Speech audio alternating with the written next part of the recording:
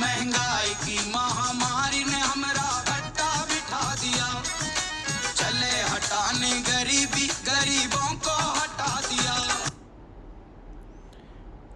तो दोस्तों, अगर हम हर शाम 5 क्वेश्चंस डिस्कस करते हैं एक टॉपिक पर, तो आज चलिए डिस्कस करते हैं 5 टॉपिक्स इन्फ्लेशन पर, महंगाई पर। ठीक है दोस्तों, वही हम ग्रेडेड रखेंगे आज के 5 MCQs भी, थोड़ा लेवल 1, 2, 3, 4, 5 के हिसाब से। ठीक है दोस्तों, तो चलिए शुरू करते हैं। सबसे पहला सवाल थोड़ा बेसिक डेफिनेशन है, और अब जैसे ग्रेजुअली वक्त बीतता जाता है, हमारी तैयारी बढ़ती जाती है, बेसिक डेफिनेशन की भी डेफिनेशन बदल जाती है। क्या बेसिक है क्या नहीं, वो भी बदल जाता है। ठीक है दोस्तों, तो यूपीएससी में इसको बेसिक मानेंगे। तो आप मुझे बताइए कि आप जो ये कर्व दिख रहा है, ये कर्व कौन सा है। ठीक है, तो ये जो ग्राफ या जो हमें नज़र आ रहा है, आपने सिर्फ बताना है ये क्या, ये लॉरेंस कर्व है, फिलिप्स कर्व है, कुज़नेट्स या फिर लैफर कर्व। ठीक है दोस्तों, बेसिक सवाल है, मैं आपसे कुछ परिभाषाएं नहीं पूछ रहा, इन कर्व्स की कुछ नहीं पूछ रहा, सिर्फ इस कर्व को पहचानने के लिए कह रहा हूँ। यूपीएससी ने ऐसे सवाल बहुत बार हमसे पूछे हैं। तो दोस्तों बताइए ये कौन सा कर्व है। And easy answer is yes, it's Phillips curve, क्योंकि हमें दिख रहा है यहाँ पर इन्फ्लेशन एंड अनएम्प्लॉयमेंट के बीच में अगर ये कर्व है तो ये कौन सा कर्व बन जाता है दोस्तों, फिलिप्स कर्व। तो फिलिप्स कर्व के बारे में अगर हम बात करें तो यहाँ पर ज़रूरी क्या है कि ये इन्फ्लेशन एंड अनएम्प्लॉयमेंट के बीच में बनाया जाता है, एंड इनमें इन्वर्स रिलेशनशिप दिखाता है। इन्वर्स का मतलब क्या हुआ, वो कह रहे हैं कि अगर आप अनएम्प्लॉयमेंट घटाने लगेंगे तो इन्फ्लेशन बढ़ जाएगी, एंड वाइस वर्सा। इसीलिए बोल रहे हैं कि सरकारों के लिए बहुत दिक्कत रहती है कि अनएम्प्लॉयमेंट जब वो घटाने निकलती हैं तो महंगाई बढ़ जाती है। तो इसी कारण से किसी ना किसी चीज़ को तो लेकर वो तंग रहते हैं, एंड इसीलिए वो इसका कारण भी बताते हैं फिलिप्स। तो फिलिप्स जी बताते हैं कि जब हम अनएम्प्लॉयमेंट को कम करना शुरू करते हैं तो बहुत सारे लोग जॉब में आ जाते हैं, एम्प्लॉय हो जाते हैं, एंड जब वो जॉब में आ जाते हैं उनके पास जेब में पैसा आ जाता है, जेब में पैसा आ जाता है तो जाकर वो चीज़ें खरीदना शुरू करते हैं, तो चीज़ों की डिमांड बढ़ जाती है, तो उससे महंगाई आती है। ठीक है दोस्तों, तो इससे इसका काउंटर भी रहते हैं। लेकिन 1970 में देखा गया कि अनएम्प्लॉयमेंट पर भी कोई जैसे खास ऐसे असर नहीं पड़ा, कि वो गिरी नहीं, इन्फ्लेशन बढ़ती जा रही थी। तो इस कारण से उस वक्त के जो 2 नोटेड इकोनॉमिस्ट थे, एक तो मिल्टन फ्रीडमैन, और तो मिल्टन फ्रीडमैन ने कहा कि ऐसा भी हो सकता है कि एक ऐसा रेट ऑफ अनएम्प्लॉयमेंट भी रह सकता है जो कंसिस्टेंट रहे कांस्टेंट रेट ऑफ इन्फ्लेशन के साथ। अगर आप कुछ दिमाग लगाएंगे, वो सेंट्रल बैंक को बोलते हैं कि अगर आप महंगाई कम करने के लिए नए नए इंस्ट्रूमेंट्स लगाएंगे तो ऐसा हो सकता है कि अनएम्प्लॉयमेंट पर कोई असर ना पड़े। ठीक है, अनएम्प्लॉयमेंट घटे बढ़े नहीं, एंड लेकिन आपकी इन्फ्लेशन शायद लॉन्ग टर्म में हो सकता है बढ़ जाए। ठीक है, तो इसीलिए वो कह रहे हैं कि अगर आप अनएम्प्लॉयमेंट को पीछे पुश करने की कोशिश करेंगे लॉन्ग टर्म में शायद इन्फ्लेशन बहुत तेज़ी से बढ़ सकता है, तो वो नायरू बोलते हैं, एंड एक स्ट्रेट लाइन ड्रॉ हो जाती है। वैसे अगर दोस्तों चाहें आप इस पर, तो एक हमारा डिटेल्ड वीडियो भी है, हमने 2 मिनट सीरीज, दोस्तों स्वागत है आप सभी का स्लीपी क्लासेस में। दोस्तों 2 मिनट, जब हमने 2 मिनट सीरीज शुरू की थी तो वहाँ फिलिप्स कर्व से ही शुरू किया था। बहुत ही इंपॉर्टेंट रहता है यूपीएससी के लिए, पूरा ये डिटेल में मैंने बताने की कोशिश की थी। आप इसको जाके सिर्फ सर्च करेंगे स्लीपी क्लासेस फिलिप्स कर्व, आपको आराम से फिलिप्स कर्व क्या रहता है, नायरू क्या रहता है, ये मैंने जो बहुत डिटेल में बताने की कोशिश की है, आप इसको देख सकते हैं। ठीक है दोस्तों, चलिए दोस्तों अब अपने सेकंड लेवल पे क्वेश्चन पे चलते हैं, एंड ये क्वेश्चन है अबाउट एक कॉन्सेप्ट अगेन। ठीक है, थोड़ा सा लेकिन बेटर कॉन्सेप्ट। तो आपने मुझे सिर्फ बताना है कि अगर जो करंट लेवल ऑफ जो रियल जीडीपी होती है एंड जीडीपी जो एग्जिस्ट करती अगर हमारी इकोनॉमी पूरी फुल एम्प्लॉयमेंट पर चल रही होती, उसको क्या कहते हैं। गेटिंग इट, कि जो current level of real GDP and GDP जो एग्जिस्ट करती अगर हमारा फुल एम्प्लॉयमेंट रहता। ठीक है दोस्तों, तो आप बताइए दोस्तों इसका राइट आंसर क्या रहेगा, inflationary gap, recessionary gap, potential GDP या कोर इन्फ्लेशन। तो दोस्तों राइट आंसर यहाँ पर पॉज कर सकते हैं वीडियो को, एंड लेकिन राइट आंसर इज यहाँ पर इन्फ्लेशनरी गैप। दोस्तों इन्फ्लेशनरी गैप अगर आप देखें, समझने की कोशिश करें, तो अगर आप देखें इनकम बढ़ती है, मान लीजिए कि आप जो 100% जो चीज़ पर अगर आप जो ऑपरेट कर रहे हैं 100% पर, तो आप देखते हैं कि अगर जो potential and actual demand curve में जो फर्क नजर आता है वो क्या होता है कि लोगों की इनकम बढ़ जाती है। ऐसा क्यों होता है दोस्तों, सिंपल सी यहाँ पर रीजन हो सकता है कि हमारी इकोनॉमी में डिमांड ज़्यादा थी, फैक्ट्रीज अगर 8 घंटे या 10 घंटे जॉब करने के लिए बनी थी, तो अब लोग क्योंकि डिमांड ज़्यादा आ रही है 12, 14, 15, 16 घंटे काम कर रहे हैं, एंड जो पोटेंशियल जीडीपी थी, हमने सोचा था मशीन इतने देर काम करेगी, 10 घंटे काम करेगी, आप उसको 12 घंटे 14 घंटे काम करवा रहे हैं, तो उससे होता क्या है, आपकी जो डिमांड ज़्यादा बढ़ने से आपकी पोटेंशियल जीडीपी से ज़्यादा आप प्रोड्यूस कर रहे होती है इकोनॉमी, एंड लोगों की इनकम बढ़ रही होती है। तो इनकम बढ़ने से हम उसको बोलते हैं कि इन्फ्लेशन आने के चांस हो जाते हैं, इन्फ्लेशनरी गैप कहलाता है।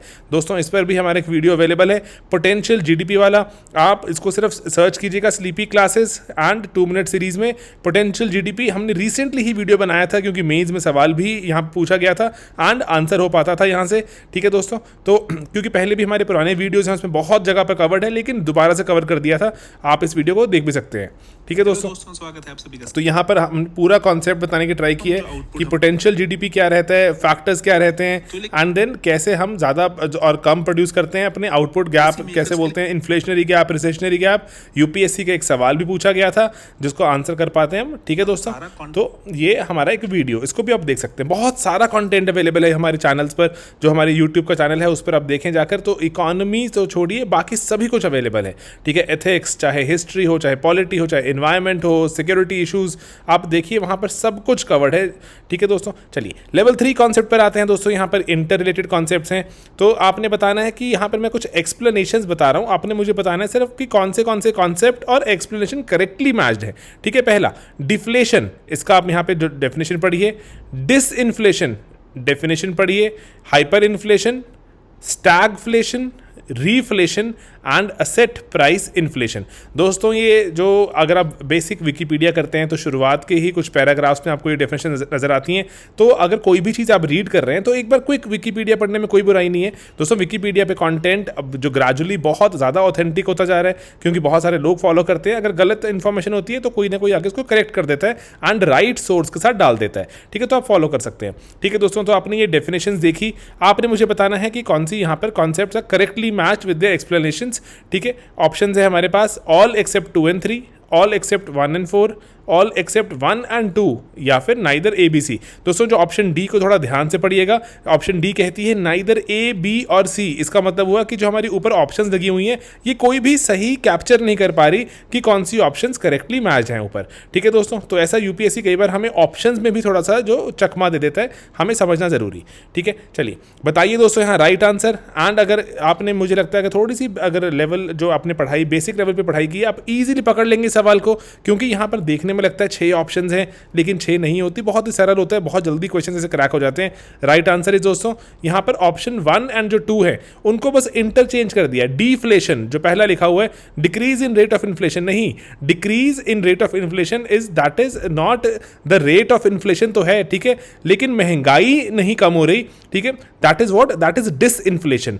डिफ्लेशन क्या होता है, fall in the general price level. तो हमने जो पहली 2 ऑप्शंस हैं बस उन्हीं की ही हमने इंटरचेंज कर दी डेफिनेशंस, बाकी सभी डेफिनेशन सही हैं। हाइपर इन्फ्लेशन मतलब out of control inflation, stagflation मतलब कि इकोनॉमी रुक गई, स्टेग्नेशन आ गई, जबकि इकोनॉमी रुक गई अगर स्टेग्नेशन आ गई तो इन्फ्लेशन नहीं होना चाहिए, लेकिन अगर साथ साथ में इन्फ्लेशन भी एग्जिस्ट करता है उसको स्टैगफ्लेशन कहते हैं। रीफ्लेशन कि जहां पर बहुत ज़्यादा कम महंगाई का दर चल रहा है तो इसको बढ़ाने के लिए सरकार कदम उठाती है, रीफ्लेशन कहते हैं।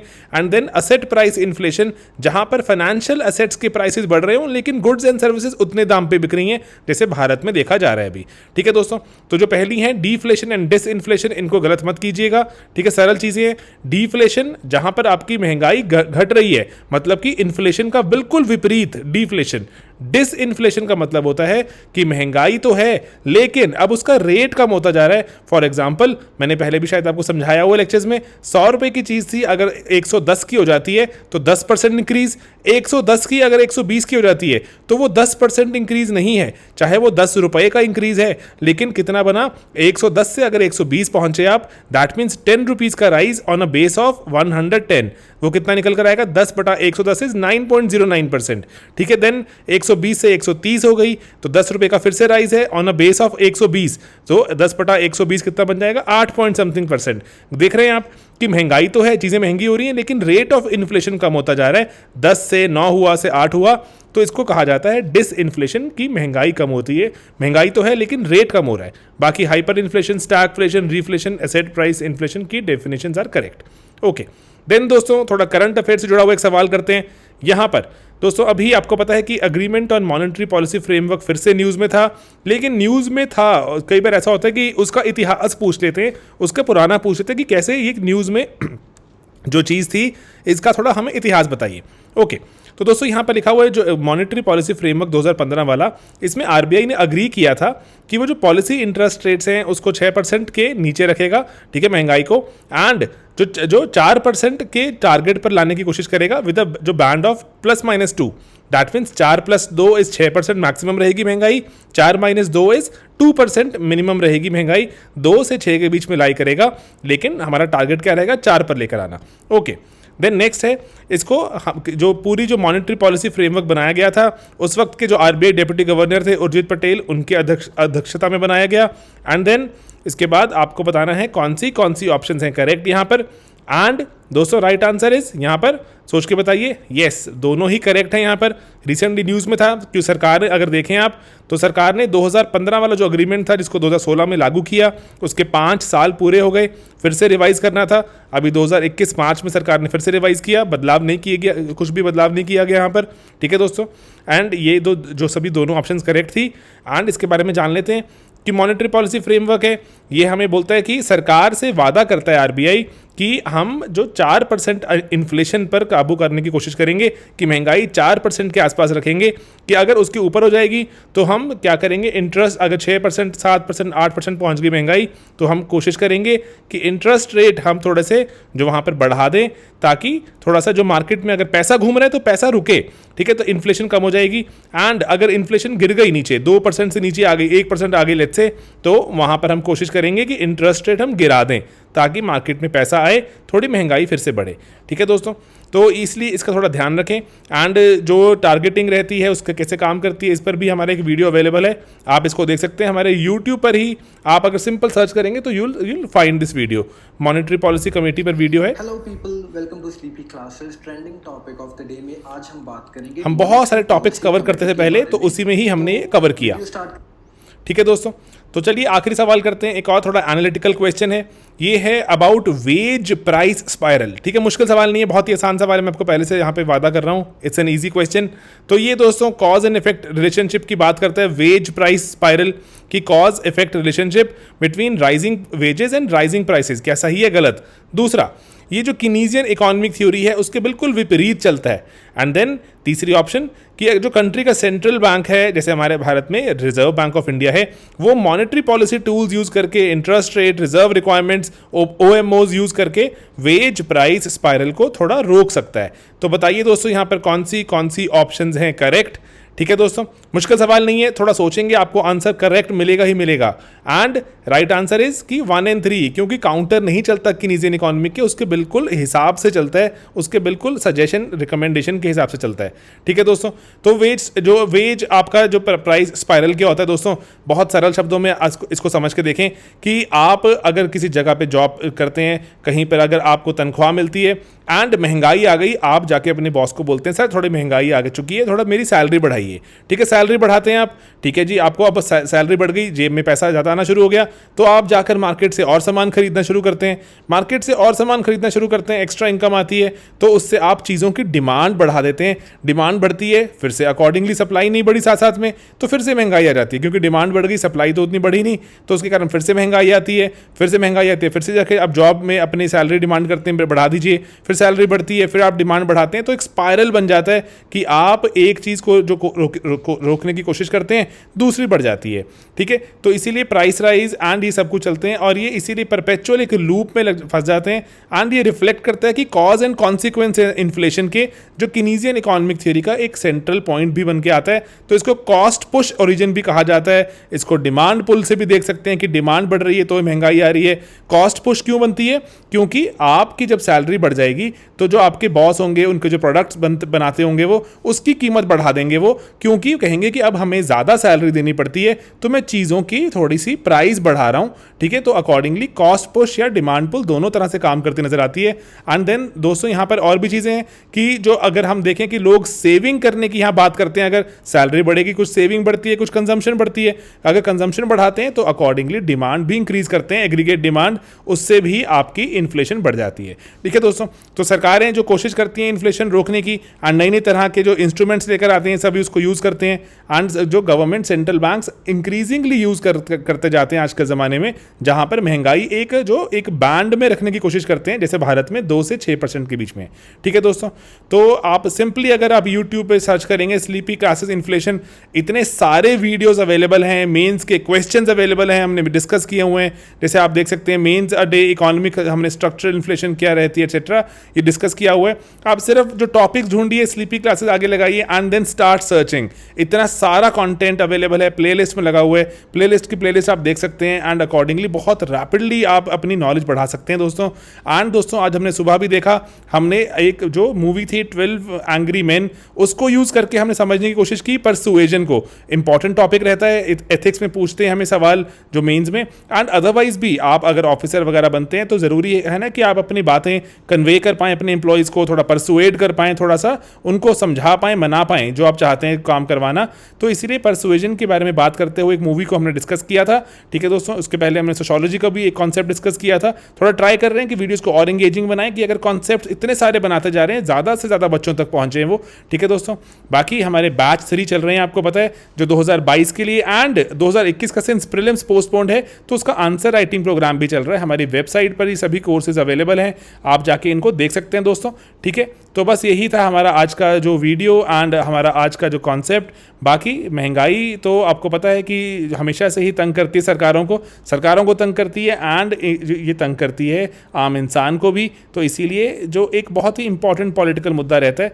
चलिए ठीक है दोस्तों, मिलेंगे अपने अगले वीडियोज़ में बहुत ही जल्द। Bye bye, take care.